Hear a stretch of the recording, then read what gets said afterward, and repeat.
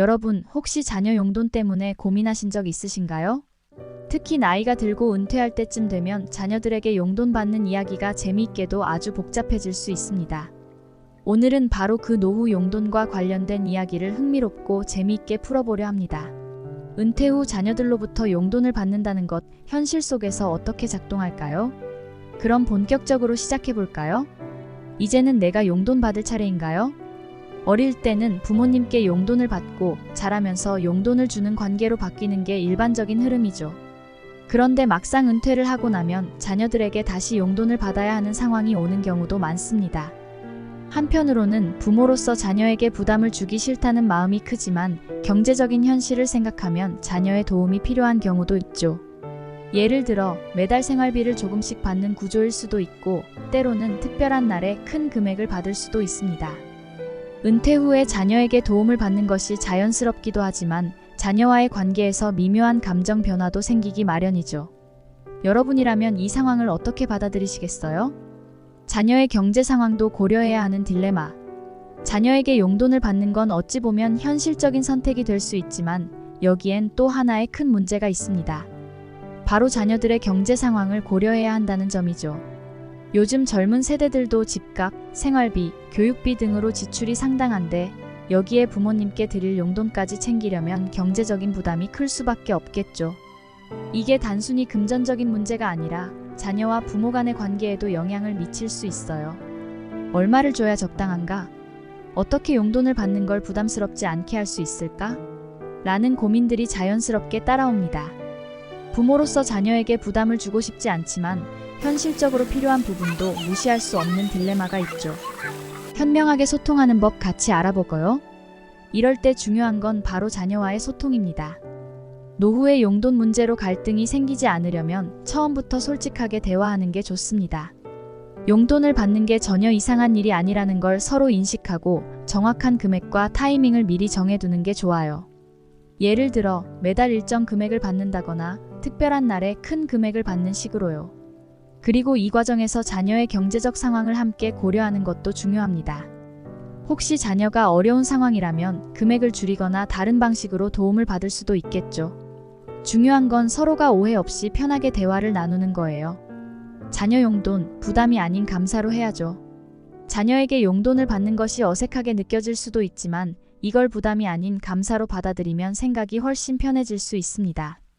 부모님 입장에서는 자녀가 경제적으로 안정돼 있어서 부모를 도와줄 수 있다는 것만으로도 큰 위로가 됩니다. 자녀 입장에서도 부모님께 작은 도움을 줄 수 있다는 것이 나름 뿌듯한 일이 될 수 있죠. 부모와 자식 간의 돈 문제는 민감할 수 있지만 이것을 감사의 마음으로 바라본다면 더 건강한 관계를 유지할 수 있을 거예요. 중요한 건 서로에 대한 배려입니다. 자녀도 부모도 만족하는 합의점 찾기예요.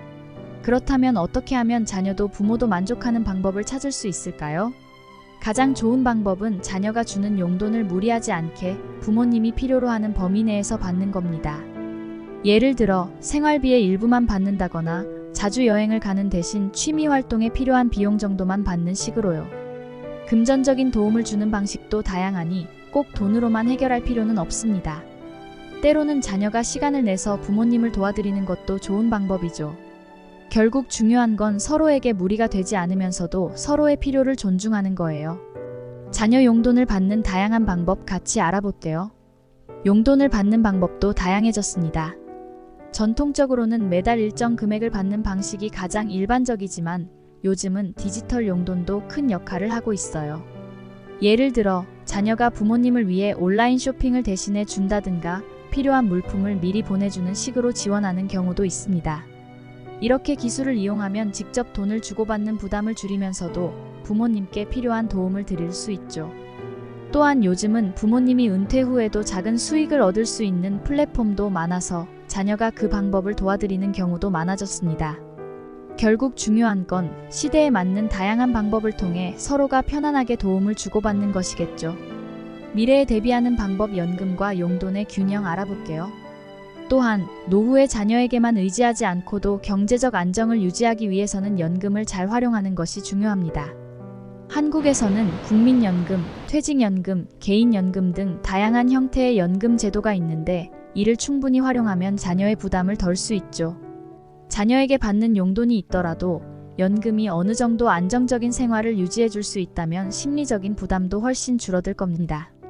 그래서 연금을 미리 잘 준비하는 것도 아주 중요한데요. 자녀와의 경제적 관계를 건강하게 유지하면서도 자신의 경제적 독립성을 지키는 방법 중 하나가 바로 이 연금이죠.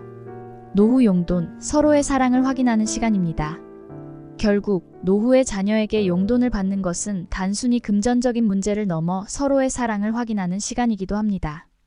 부모님께서는 자녀가 성장해서 자신을 도와줄 만큼 성공했다는 사실에 자부심을 느끼고 자녀는 부모님께 받은 사랑을 다시 돌려드리는 기쁨을 느끼는 순간이죠. 물론 경제적 문제는 복잡할 수 있지만 이 과정을 통해 부모와 자녀 사이의 관계가 더 돈독해질 수 있습니다. 중요한 건 서로를 생각하는 마음과 배려입니다. 그리고 그 과정에서 서로가 더 행복해질 수 있다는 점을 기억해야 해요. 오늘은 이렇게 노후에 자녀에게 용돈을 받는 이야기에 대해 함께 이야기 나눠봤습니다. 여러분도 이런 고민이 있으시다면 자녀와 솔직하게 대화해보세요. 결국 중요한 건 서로를 위한 배려와 소통이라는 점. 오늘 영상이 여러분에게 도움이 되셨다면 구독과 좋아요는 큰 힘이 됩니다. 감사합니다.